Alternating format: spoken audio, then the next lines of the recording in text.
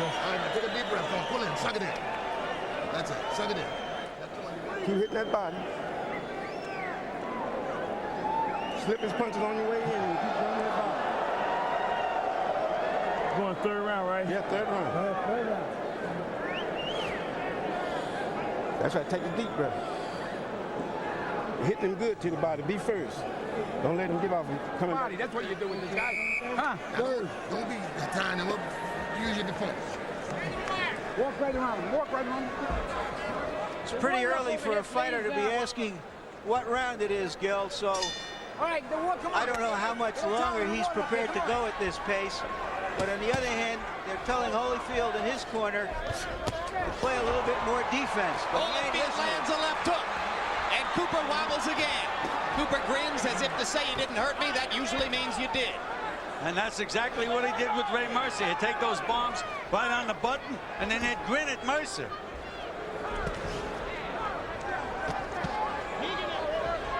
I think Cooper's soft spot is to the body, and I really think that's where Georgie Benton told Holyfield to go to work, to the body. Yeah, the instruction was quit tying him up. You waste a lot of energy that way. Bang to the body instead.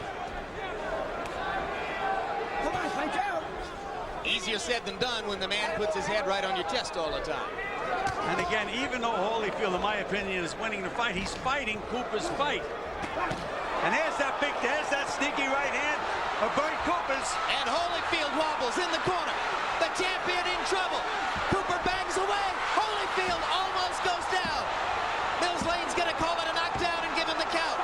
Evander Holyfield floored in the third round by Bert Cooper. And a long way to go. You've got high drama in Atlanta.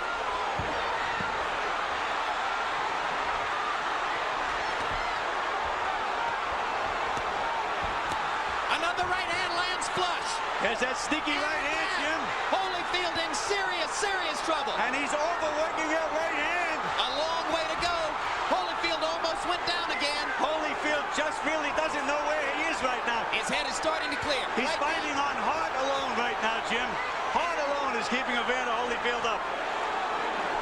And Cooper may have punched himself out a little bit with that flurry. Oh, what a right hand by Holyfield.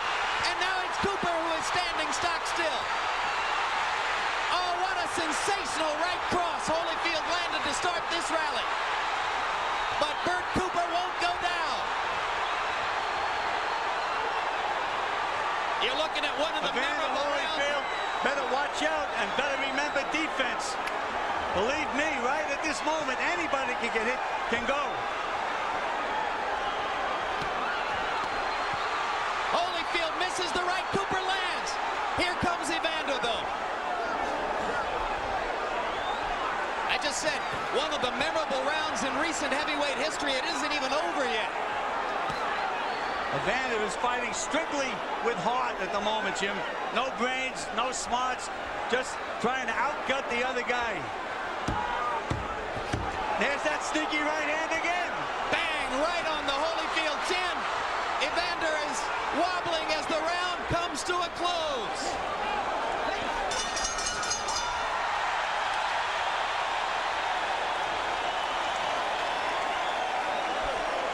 It doesn't get much better than that, but it shocked a lot of people.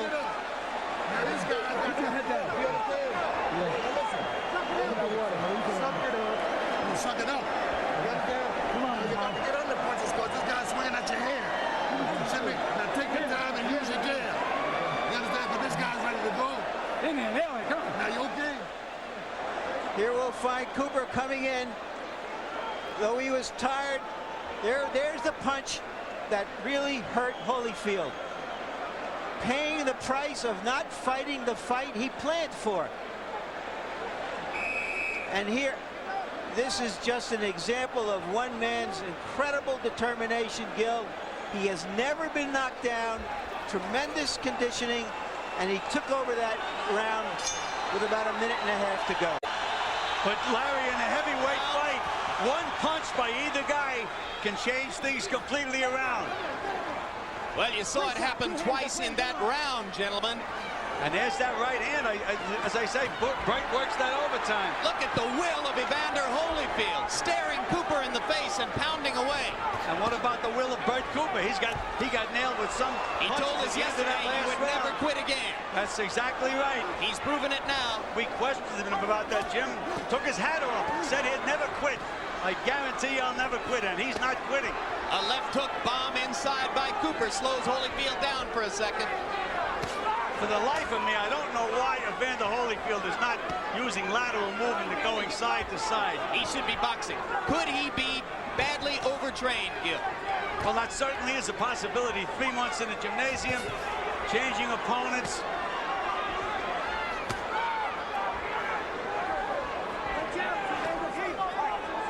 Evander told us that in the last 10 days he slowed down his training because he was really ready more than 2 weeks ago. That's very dangerous, particularly for a big fighter. Cooper's punches seem to have slowed down now, Jim.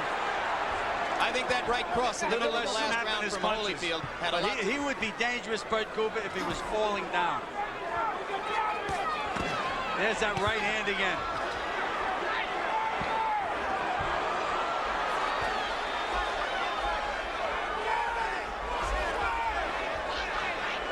This appears to be one of those fights, Gil, that Holyfield said he wasn't going to fight anymore, that he wasn't going to just go in and trade punches. Larry, I just had a suspicion that Holyfield was going to fight this kind of a fight, and I still felt he'd win the fight. But again, Bert Cooper has been the more active fighter by far, with Holyfield having a 217-day layoff and Cooper having 4 fights. I think certainly has helped Bert Cooper. And this has been another largely even round with both men having big flurries.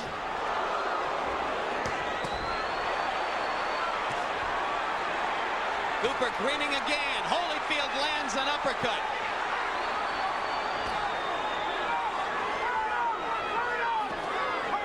Every time they break from one of those clinches, Evander has to watch for that right hand. What Bert Cooper does, he takes his right foot, he steps over and chops with that right hand.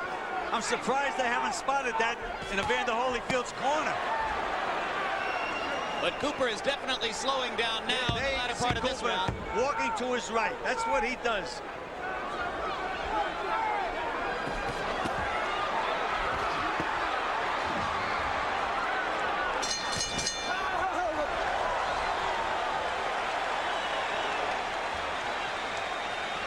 They have a heavyweight fight here every 21 years, but they sure have a good one.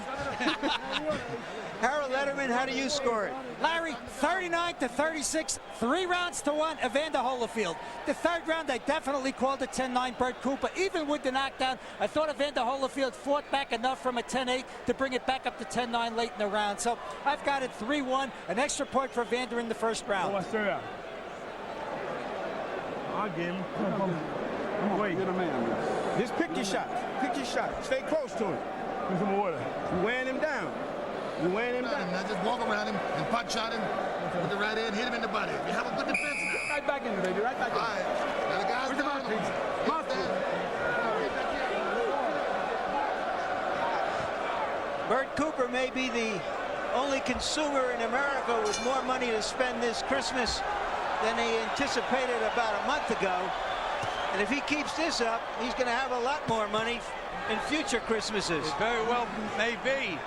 And in Evander Holyfield's corner, they told him to walk Bert Cooper around inside and bang him to the body. But that's what Cooper's been doing to him. There's a big right hand. And Cooper's in trouble. Holyfield banging away with the right hand, but Bert won't go down. Oh, look at that. These are awesome punches, and Cooper has just about had enough. And he decided not to quit. He almost quit and decided not to do it. And he'll take punishment for it. The uppercut's been the punch, Jim. There it is again. The uppercut's the punch. There it is again. Evander found the key. There it is again. Yep. Left to the body, right uppercut up the middle. He's landing it over and over and over. Again. I think Mills Lane was right on the verge of stopping it about 10 seconds ago. But you can't stop it when Cooper has been this courageous. And Evander Holyfield is showing signs of being tired. And believe me, an uppercut is a very effective punch, but it's dangerous to throw from outside. Round's only half over, and Holyfield is punched out. Punched out. Can't throw anything right now. Timeout now as Mills Lane wants to look at Holyfield's glove. It is broken. The right glove is broken. Both fighters are going to get a long rest. And I think that Holyfield needs it more than Cooper, despite the fact that Cooper's been taking the battering. I don't think Holyfield would have thrown another punch for 20 or 30 seconds. You know, sometimes the opportunity to fight for a title, especially the heavyweight title, just makes a man galvanize all of his forces into giving the best he's ever had. Much as Douglas did in Tokyo. All right, you've got shades of Muhammad Ali, Henry Cooper here with the torn glove. Harold Letterman, what's the rule? Jim, they get the fighter who doesn't have the torn glove to a neutral corner. They're not supposed to let a second talk to him. In the meantime, they take advantage to his corner and change the glove. They always have a spare set of gloves at all times. But in the famous Henry Cooper Muhammad Ali incident, there the torn glove happened between rounds because Angelo Dundee was trying to find some time for Ali. Who said it did happen between rounds? Absolutely right. I thought you said it happened during the round. He's punching so hard. I don't know if I've ever seen in a big fight one fighter punching so hard that he actually rips the glove from punching. Well, so far, Holyfield has thrown 45 punches in this round and landed 36 of them. What kind of a war is it? Both men, to this point in the fight, have landed more than half their shots. And Bert Cooper now has a cut on the side of his right eye. It's a small cut, but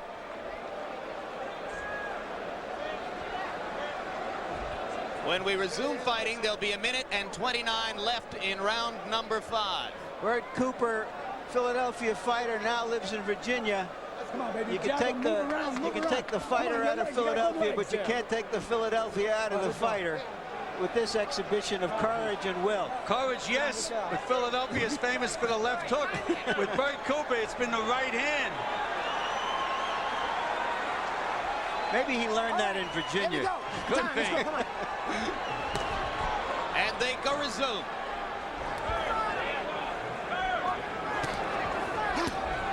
See what he does inside Bert. He takes that right foot, steps over with it, and bangs with that right hand. Well, let's see if Evander remembers to go back to the left of the body and the right uppercut. There it is. There's that uppercut, Jim. He didn't forget. He missed it that time, but he certainly didn't forget it. All right, one step back, guys. One step ahead. Come on.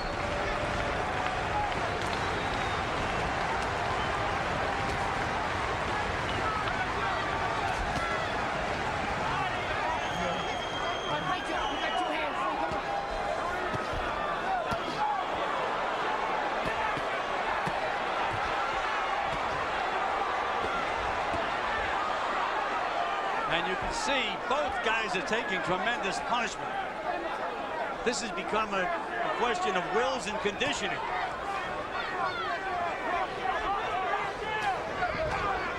That's what Evander Holyfield should do. Take a step back once in a while. Go side to side to make Bert Cooper miss.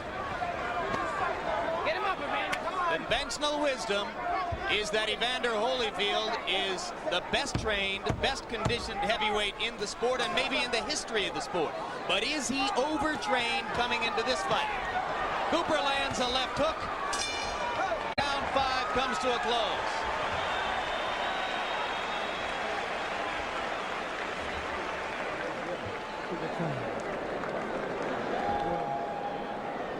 You're okay, baby. You're okay. Take your time and pick your shots. Stay inside. Hold her back. Breathe. My cut. Yeah. It's on the eye leg. You're doing all right. You're doing all right, though. Get in and dig. Pick your shot. Let's take a look at the effectiveness of these uppercuts. Look at that beautiful uppercut by Evander Holyfield. And watch the way he works it overtime. One on top. There it is again, underneath. How Bert Cooper is taking that punishment and firing back is beyond me. Mills Lane instructs Eddie Aliano. Bert Cooper's cut.